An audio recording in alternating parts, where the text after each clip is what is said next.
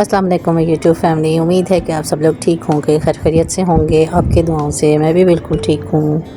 ये रेसिपी दरअसल पुरज़ोर फरमाइश थी मेरी बेटी की, और मेरी अम्मी ने जो है वो उसकी फरमाइश पूरी की। ये कराची हलवा है, ये कराची हलवा बना रही थी मम्मा।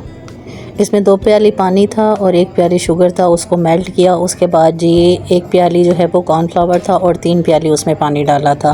तो जब ये शुगर मेल्ट होना शुरू हो गई थी तो उसके बाद मम्मा ने कॉर्नफ्लावर वाला पानी इसके अंदर डाला था और इसे चम्मच चलाते रहा। ये चम्मच चलाते रहेंगे क्योंकि इसमें गुठलियाँ ना बने और ये थोड़ा थोड़ा सा थिक होता रहेगा। अब आप इसमें ये देखें, इसमें कंटिन्यूसली चम्मच चलता रहेगा ताकि ये थिक हो जाए और नीचे से ना लगे। कंटिन्यूसली इसमें चम्मच चलाते रहेंगे और आप देखेंगे इस टाइम के साथ ये थिक होता जाएगा। और ये देखिए थिक होना शुरू हो गया है क्योंकि इसके अंदर कॉर्नफ्लावर है। कॉर्नफ्लावर की मिकदार मैंने आपको बता दी थी, 1 प्याली कॉर्नफ्लावर है। जो प्याली आपने पानी मेजरमेंट किया था शुगर के लिए है, उसी शुगर के प्याली के हिसाब से आपको कॉर्नफ्लावर भी उसी प्याली के हिसाब से डालना पड़ेगा और पानी भी उसी हिसाब से डालना पड़ेगा। मेजरमेंट के लिए आपको एक ही प्याली चाहिए ताकि जो भी चीज़ आप उसके अंदर डाल रहे हैं तो वो प्याली एक ही होनी चाहिए।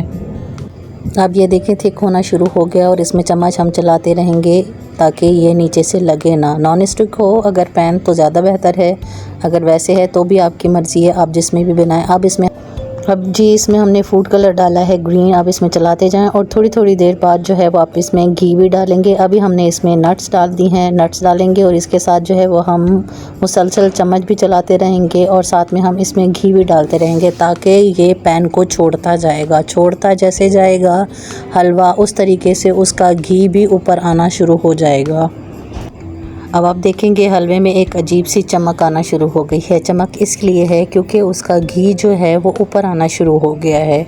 और अब हम ये चम्मच चलाएंगे तो ये छोड़ रहा है। अब आप देखेंगे ये लग नहीं रहा नीचे से, ये आपस में मैजिक की तरह जुड़ गया है। और अब हमें डिश आउट करेंगे इसको, ये देखें। और इसके ऊपर जो है वो अम्मी ने मगज़ डाले हैं, 3 या 4 मगज़ जैसे भी आपके पास हों हम डालेंगे। हमारे पास 4 थे, ये हमने डाले हैं। ये देखें हमने थोड़े से इसके कट पीस वगैरह किए थे, ये थोड़े से शॉर्ट्स थे जो मैंने कहा कि मैं अपने व्लॉग में ऐड करूँगी। तो ये देखें बहुत ही मज़ेदार बना था, बहुत ही मज़ेदार बना था। आप ज़रूर ट्राई कीजिएगा। वैसे भी ये घर पे बना सकते हैं आप, जब भी आपका दिल करे मीठे का तो आप ये ज़रूर ट्राई कीजिएगा। मेरी रेसिपी, मेरी नहीं मेरी मम्मा की रेसिपी है सारी। ये जी नेक्स्ट डे था, मेरा सेकंड सेशन स्टार्ट था डॉक्टर का। तो ये हम लोग संडे वाले दिन हम लोग जा रहे थे। तो ये उस टाइम की थोड़ी सी क्लिप्स हैं। उस टाइम हम लोग जा रहे थे, उस टाइम मेरी बहुत ज़्यादा तबीयत ख़राब हो गई थी। तो हमने डॉक्टर से अपॉइंटमेंट ली और मेरा ये नेक्स्ट सेशन है। फर्स्ट सेशन का वीडियो मैंने अपलोड किया था, अगर आपने नहीं देखा तो काइंडली जाइए ब्लॉग देखिए।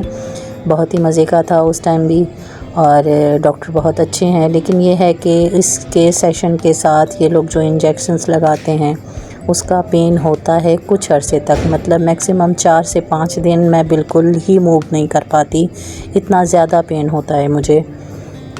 और जी ये जा रहे हैं, सफ़र है हमारा। बच्चे भी साथ थे मेरे क्योंकि वो भी इंतज़ार में होते हैं, क्योंकि एक ही दिन होता है संडे का, उस पर थोड़ा बहुत ही आउटिंग के लिए हम लोग निकल भी जाते हैं। और साथ में डॉक्टर के पास भी अपॉइंटमेंट होती है मेरी। तो ये जी पहुंच गए हम लोग बिस्मिल्लाह मार्केट। तो ये डॉक्टर हैं, यहाँ पे क्लिनिक है। ये बहुत ज़्यादा रश होता है, अपॉइंटमेंट आपको मॉर्निंग में लेनी पड़ती है। ये इस टाइम जी मेरे हस्बैंड अंदर गए हुए थे, उन्होंने कहा कि डॉक्टर से मैं पता कर लूँ, अगर डॉक्टर आ गए हैं तो फिर मैं तुम्हें ले चलता हूँ। तो ये मैं वापस आ गई थी। दरअसल मेरे घुटनों में भी इंजेक्शन्स लगे थे, मेरी रीढ़ की हड्डी में भी इंजेक्शन लगा था, मेरी राइट लेग में भी इंजेक्शन लगे थे और बहुत ज़्यादा पेन था।